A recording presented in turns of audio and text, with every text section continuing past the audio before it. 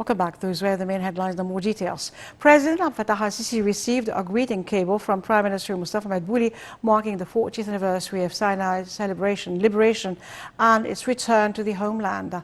In the cable, Madbouli said that this anniversary will be always a source of pride, reminding all Egyptians of October victory in which they sacrificed their souls for the sake of the country.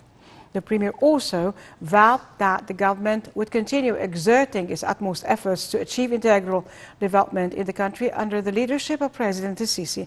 The President also received greetings from Speaker of the House of Representatives, Dr. Hanafi al-Gebaili, marking Sinai Liberation Day. In the cable, al-Gebaili stressed that the victorious war of the armed forces showed that Egyptian people are always unified at the time of crises in which their real power and loyalty are shown. Minister of Interior also sent a greeting cable to the head of the state in which he said that the 40th anniversary of Sinai liberation will be always revived in the conscience of the Egyptian people through generations, stressing full devotion to maintain security, stability and freedom of the homeland. President Abdel Fattah al-Sisi held a meeting on Saturday with Presidential Advisor for Urban Planning, Amir Said Ahmed, and the head of the Armed Forces Engineering Authority, Lieutenant General Ihab al-Far, in which the head of state followed up the executive situation of a number of national projects across Egypt. Details.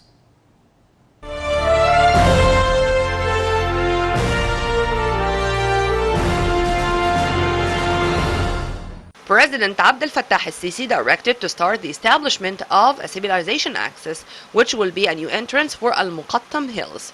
The new axis will link Al-Muqattam to the National Museum of Egyptian Civilization, Ain al-Sira, until Nile Corniche in Cairo suburb of Al-Ma'ari. The new axis will also intersect with several other axes extending from eastern Cairo and New Cairo. He also gave directives to expand and upgrade the old axis leading to Al-Muqattam via Salah Salim Street to be 5 lanes in each direction, and this will help to smoothly link Al-Muqattam to various districts in Cairo. President Sisi made the remarks during a meeting on Saturday with the Presidential Advisor for Urban Planning, Amir Said Ahmed, and the Chairperson of the Armed Forces Engineering Authority, Lieutenant General Ihab al-Far, and other senior officials. The talks also reviewed the progress realized so far in the projects being implemented by the authority nationwide. The talks tackle means of upgrading roads in South Sinai, particularly from Nuweiba to Taba. The meeting also addressed upgrading the Upper Egypt road network and means of making use of the area of a monorail station in Nasr City, in addition to developing the area of Shams Club and surrounding districts. The talks also tackle developing St. Catherine Airport, in addition to construction works taking place in the new administrative capital.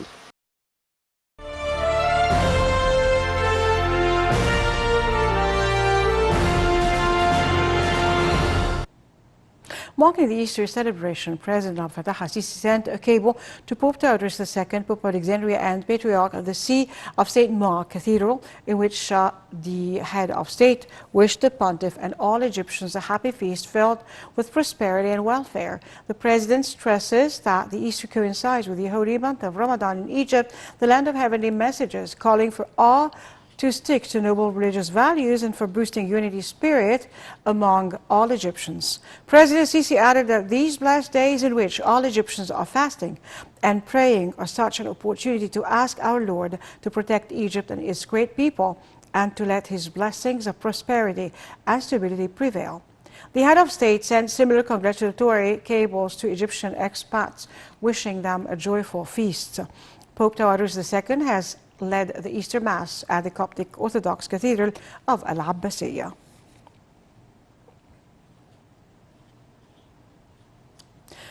On the sidelines of the celebrations of Easter, Nile TV's Basma Taha conducted this interview with Minister of Youth and Sports, Dr. Ashraf Subhi. Here's the interview. Dear viewers, on the sidelines of the celebration of Easter, I'm honored to have here Minister of Youth and Sports, Dr. Ashraf Subhi. Thank you so much, sir, for joining us on ITV International. A few words about your participation today. Thank you very much for this interview. Actually, I have the whole pleasure to be here, as a habit every time to be joining for the brothers in the brothers of Egypt, the Coptic or the Muslim as well, to say happy Eid, and thank you very much to be together for Egypt. Okay, after a hold for almost 2 years of the celebration this year is different. How do you see it? Actually, we are feeling that every year is different because of we are together.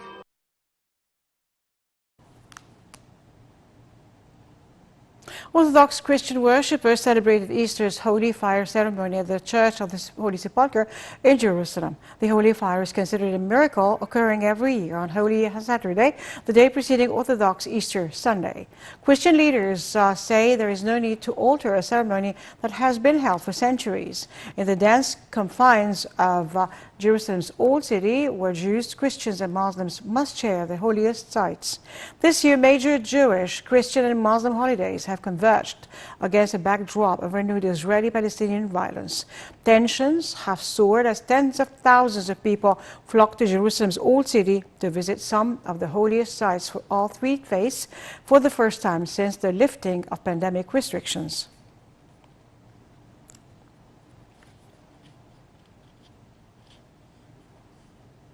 French President Emmanuel Macron is in the pole position to win re-election Sunday in the country's presidential runoff, yet his lead over far-right rival Marine Le Pen depends on one major uncertainty: voters who could decide to stay home. Details. France on Saturday prepared to choose between centrist President Emmanuel Macron and far-right challenger Marine Le Pen to rule the country for the next 5 years after a bitterly contested and polarizing election campaign.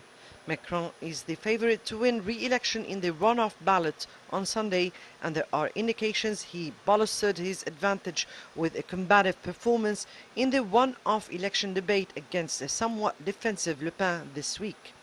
But the president and his allies have insisted over the last week that nothing is in the bag, with a strong turnout crucial to avoid a shock in France comparable to the 2016 polls that led to Brexit in Britain and Donald Trump's elections in the United States.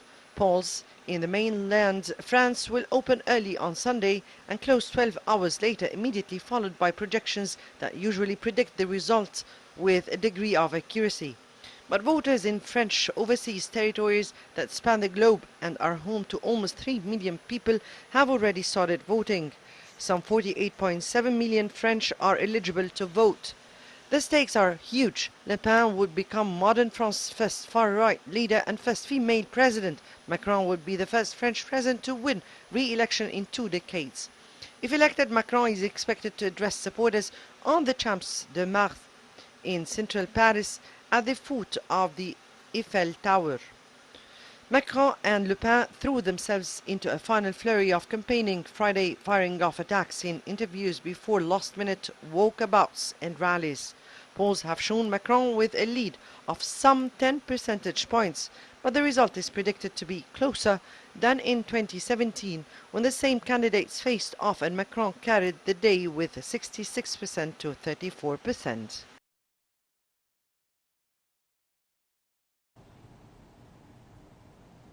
Ukrainian President Volodymyr Zelensky on Saturday called again for a meeting with Russian leader Vladimir Putin in an effort to put an end to the war. However, he denounced plans by UN Secretary General Antonio Guterres to visit Moscow on Tuesday before Kiev.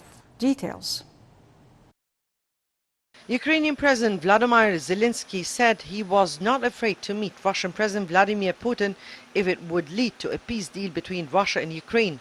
Zelensky said U.S. Secretary of State Antony Blinken will visit Kiev Sunday, adding that U.S. Defense Secretary Lloyd Austin would also visit. He said Ukraine hoped to secure heavy weapons at talks with the U.S. Secretaries of State and Defense in Kiev, supplies that he said were vital for Ukraine to eventually retake Russian-occupied territory. However, Zelensky denounced plans by UN Secretary General Antonio Guterres to visit Moscow on Tuesday before Kiev. Guterres is due to meet Russian President Vladimir Putin on Tuesday, then Zelensky on Thursday. The UN chief also plans to meet UN staff to discuss stepping up aid for Ukrainians. Since Guterres accused Russia of violating the UN Charter by sending troops into Ukraine, the Russian leader has refused any contact with him. The UN chief has had little contact with Zelensky either, apart from a telephone conversation on February 26, 2 days after the Russian attack began. Zelensky repeated his warning that they would break off talks if Russia killed the remaining Ukrainian soldiers in the besieged Black Sea port of Mariupol. He said he was ready to exchange Ukraine soldiers defending the city in whatever form made to save these people who find themselves in a horrible situation surrounded. Ukrainian officials earlier Saturday accused Russia of thwarting a fresh attempt to evacuate civilians from Mariupol. Zelensky said that today is one of the hottest days since the start of the Russian siege of the city at the beginning in March. Zelensky also said 8 people had been killed and 18 wounded in Russian strikes on the Black Sea port of Odessa, updating an earlier talk given by local officials. The Odessa and Mariupol deaths all but buried hopes of a truce for Orthodox Easter.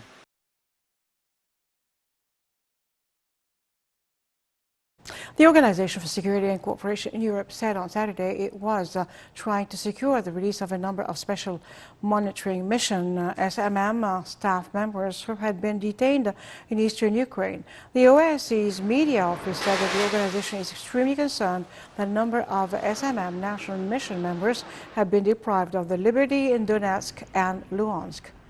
The OSCE said in March it had evacuated nearly 500 international mission members from Ukraine.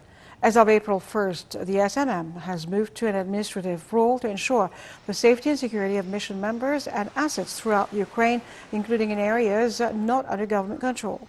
The SMM continued to assist remaining national staff in Ukraine in trying to relocate to safer areas.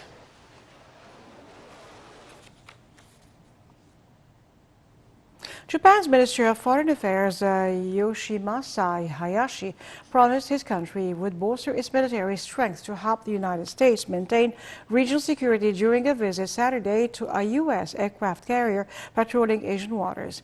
Hayashi's comments came amid concern in Japan that Russia's invasion of Ukraine, which it sees as an affront to international diplomatic norms, could encourage neighboring China to use military muscle to win control of Taiwan and threaten nearby Japanese islands. Japan has also expressed concern about Beijing's deepening security ties with Moscow, including joint drills in waters surrounding Japan, while China has said its intentions in Asia are peaceful.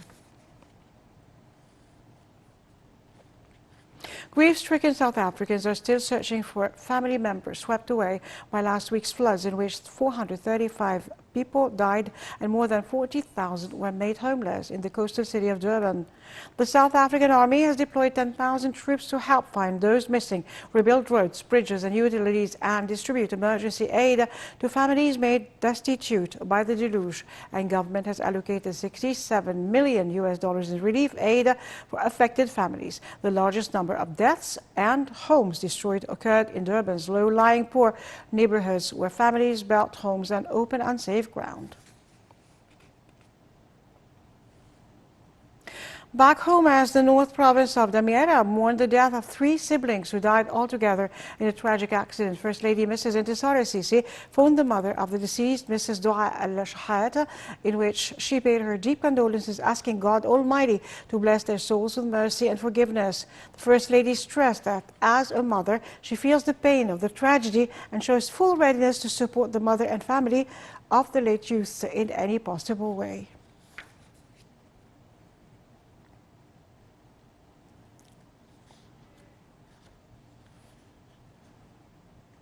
I'm going to more details on the business arena. We start as usual, our main health headlines.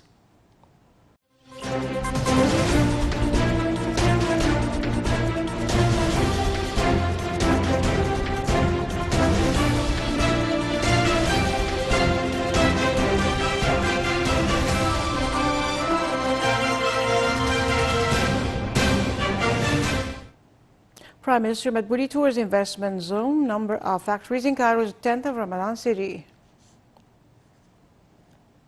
International Cooperation Minister takes part in intergovernmental G24 ministers and governors meeting.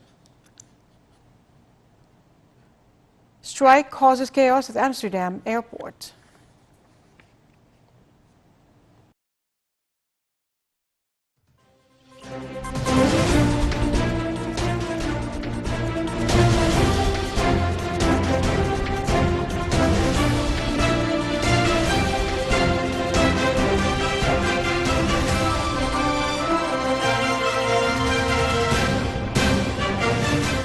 Welcome back. Prime Minister Mustafa Madbouli asserted that the industrial sector receives great attention from President Abdel Fattah al-Sisi, who is always charged with working to provide all aspects of support to this sector and to cope with the latest technologies at global standards. Let's have a closer look. Prime Minister Dr. Mustafa Madbouli asserted that the industrial sector receives great attention from President Abdel Fattah al-Sisi, who is always charged with working to provide all aspects of support to this sector and to cope with the latest technologies at global standards. Madbouli's remarks came at the beginning of an inspection tour of the investment zone, Pyramids Industrial Parks, as well as a number of factories in the 10th of Ramadan city's free zones to follow up the activities of the national projects there. The Premier asserted that the state exerts its utmost efforts to attract more local and foreign investments while supporting the role of the private sector as a main partner in various development processes. The Premier also inspected the Egyptian Swiss Group in the city investment zone, where he listened to detailed explanation by General Director of Egyptian Swiss to concentrate Ahmed El-Sabai. El-Sabai pointed out that the company's products are well known for high quality in local, Arab and regional markets. Egyptian Swiss Group has showed up in the Egyptian market since 1995. The group included the Egyptian Swiss for concentrates, which was established in 2013 at a capital of 40 million Egyptian pounds and with a production capacity of 3,000 tons per month through production lines. The company is exporting its products to several countries in the world. The volume of the company's exports hits more than 10,000 tons per year. As many as 700 well-qualified and trained Egyptian employees are working in the company. The group also includes the Egyptian Swiss company for pasta, built at a capital of 100 million Egyptian pounds.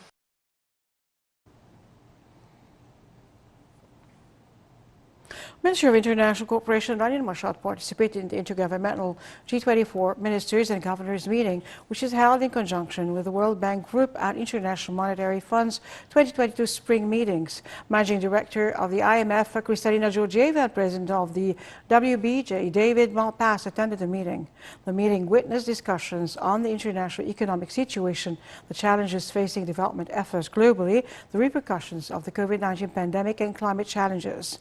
Mashad pointed out to the risks surrounding the current global economic situation due to high inflation rates, supply chain challenges, and the Russian-Ukrainian crisis. The G24 communique stressed the importance of continued and close multilateral cooperation to maintain rule-based trade, food and energy security, financial stability, and increasing financing for developing countries.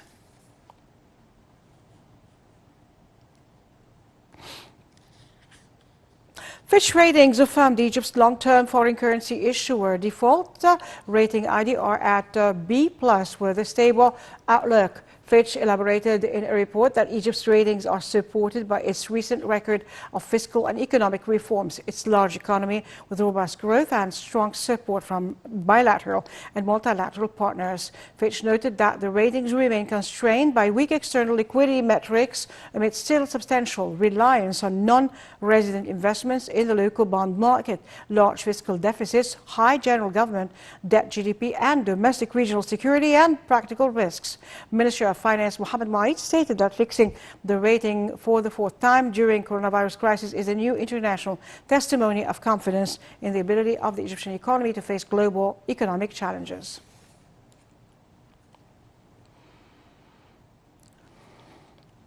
Amsterdam's Schiphol Airport urged travelers to stay away for several hours on Saturday as a strike by ground personnel at the start of a school holiday caused chaos at Europe's third busiest airport. Almost 3 hours later, the airport said passengers were welcome again, but would still face long waiting times and possible delays or cancellations. Police closed down highway exits to the airport briefly on Saturday afternoon as lines at departure gates stretched out of the airport buildings. A Schiphol spokesperson said that temporary closure was necessary to guarantee safety and to get as many as possible of the thousands of frustrated passengers aboard their often delayed flights. Labor union FNV said that the walkout had ended around noon.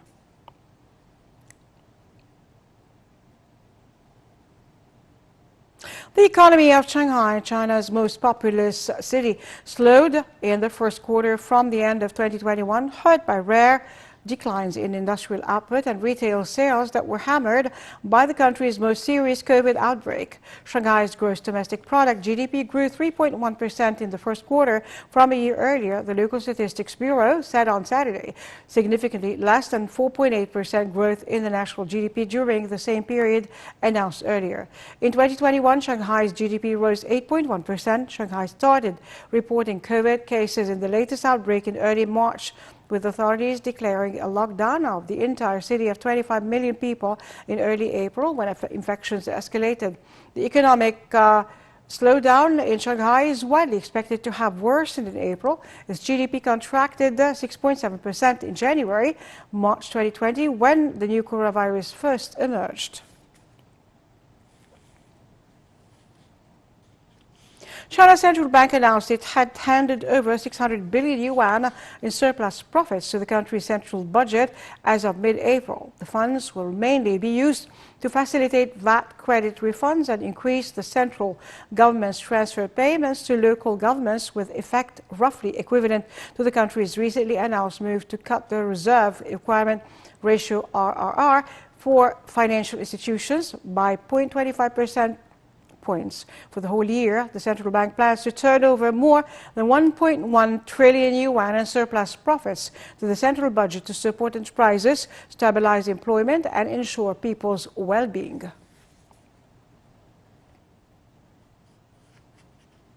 Sri Lanka's beleaguered Prime Minister came under increased pressure to step down on Saturday. Staunch allies broke ranks and backed street protests calling for resignations over a worsening economic crisis. Media Minister Nalaka Godahiwa announced his support for the thousands outside the presidential office who are demanding he and other members of his family relinquish power. Sri Lanka is suffering its most painful economic downturn since independence in 1948, with months of blackouts and acute shortages of food, fuel, and other essentials. Food, oil, and electricity have been rationed for months, and the country is facing record inflation. Hospitals are short of vital medicines, and the government has appealed to Sri Lankans abroad for donations.